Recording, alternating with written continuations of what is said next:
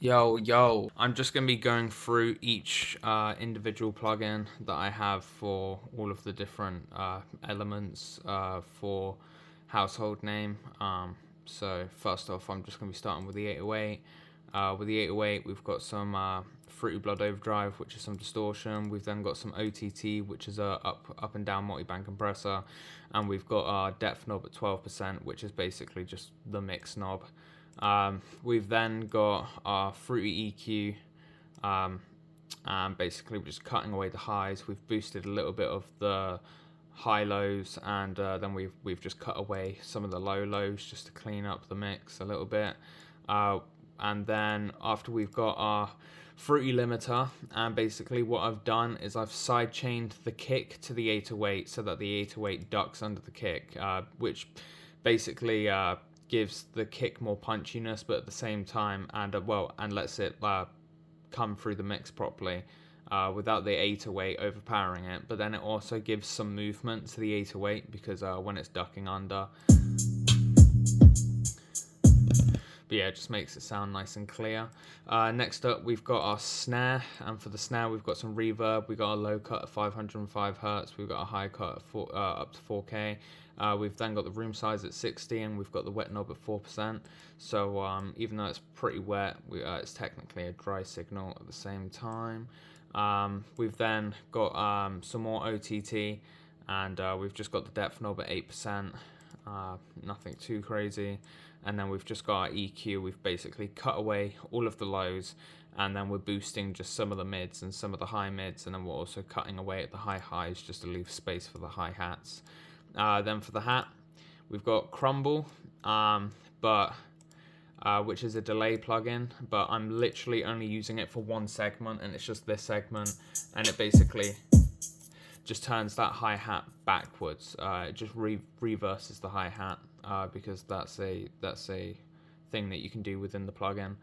I've then got Fruit Convolver, which is another type of reverb, and we're just cutting away all of the lows, so that's how that reverb's going to react to the audio. We've then got basically this is like a 3D panning plugin, but I've basically just used it to give the hat some movement, so that it's not just sat there in the mix. This way it just makes the hats feel more alive. And then I've basically just used Infected Mushroom, and I've literally just used the stereo image plugin, which basically makes the hats stereo rather than mono, so it's not just sat in the front of the mix, basically just hitting you in your face, because that's where you're kicking your snare and some of the main vocals go. So I'm just making space. And then we've got EQ, and as you can see, we've cut away basically all of the lows, and we've basically just got the high mids and the highs. So that's all got its own space. Next, we've got the trap hats. And with the trap hats, basically we've got some Fruity Blood Overdrive, which is distortion. Next, then we've got our reverb. We've just got our high. We've just got our low cut at 515 hertz. We've got our room size at 45, and then we've got the wet knob at 9%. And then we've just got another EQ, and once again we're just cutting away all of the lows, and we've basically just left all of the highs. Then we've got a kick. For the kick, we've got some more distortion, we've got OTT, so just got some compression, we've got the depth knob at 8%, and then we've just got our EQ, and as you can see, it's using up a lot of the spectrum, but we've just cut away the low lows and we've cut away the high highs. And I just thought it's sat well in the mix. For a lot of this, you'll see that a lot of the EQs kind of look the same, but I've basically used a technique called call and response, and it's basically where one sound goes off and then there's another sound that basically responds to that. And by doing this, it basically makes sure that there's not loads of sounds playing simultaneously, and by doing that, you're basically already giving each element of the song its own space within the mix. So you don't really have to go too crazy with the EQs, but you just need to make sure that everything's not interfering with each other. Next, we've got the cowbell, and for the cowbell, we're just using Fruity Convolver, which is just another type of reverb.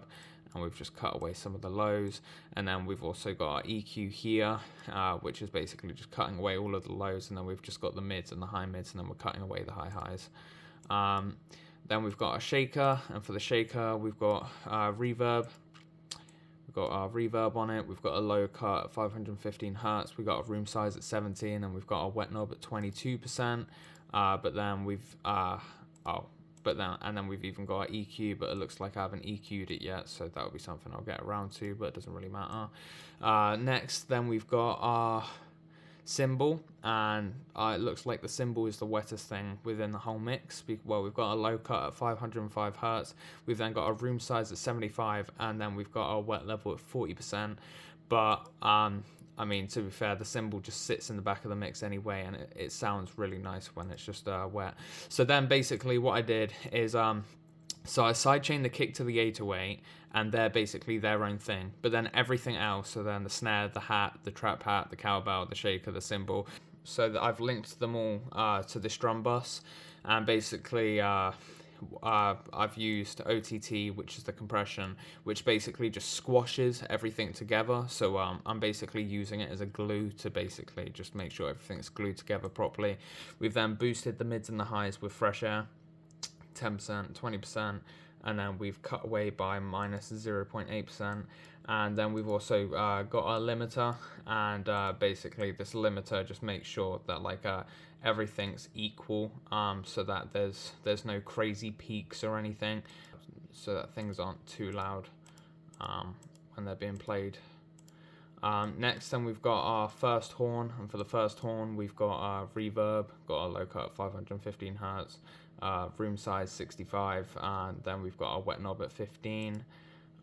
We've then got chorus on it, and for a chorus everything's basically default except from I've got the mix knob at 40%, so we've got 40% wet signal, 60% dry signal, and then we've just panned it to the left, and then it also pans to the right.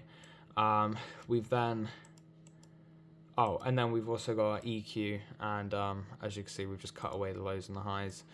We've then got our second horn, and we've used a different type of distortion, and we've basically just used a fast distortion. We've got our preamp at like 15%, and then like the rest is just set normally. We've then got a Fruity Convolver.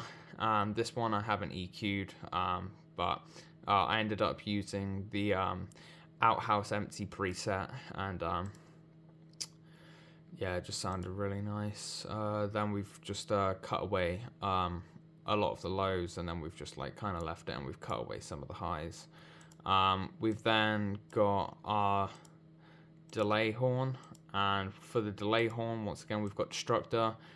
We've used a Harmer Cube distortion, and we've basically just messed with some of the different knobs, and then I've just put the oversampling to ×8, which basically just makes everything a lot more fatter. We've then used chorus, and we've put the delay down to 2 milliseconds, and we've just messed with some of the parameters there. We've then got our delay, and for the delay we've got our time set to 3. We've got our delay model on stereo, haven't got ping pong or anything, and then we've just got our level at feedback level 73%. We've then got Infected Mushroom, and with this I've just messed with the stereo image, basically just making it sit in the back of the mix more, so that it's not mono. We've then used Magic, which just compresses it but also boosts everything at the same time, and then we've just added body to basically just give it more body. It basically does what it says, and then we've basically cut away all of the lows, and then we've just got a lot of the mids, and then we've cut away the highs. Now we've got the wub that I made on Vital, the synthesizer, And for that wub, I then just added some OTT. We've got the depth knob at 25%. Once again, that's basically just the mix knob.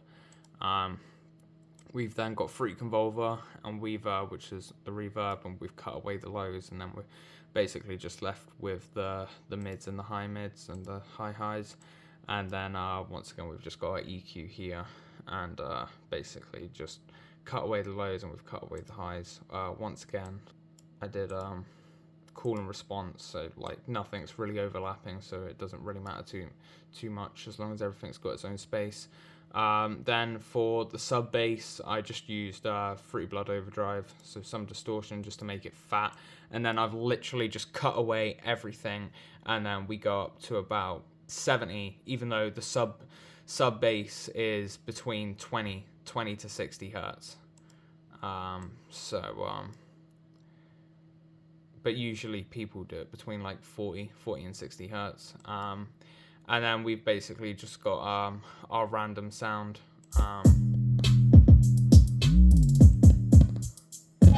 And for the random sound, we've just used Fruity Convolver. We've used some chorus, and then we've turned the mix knob down by 50%.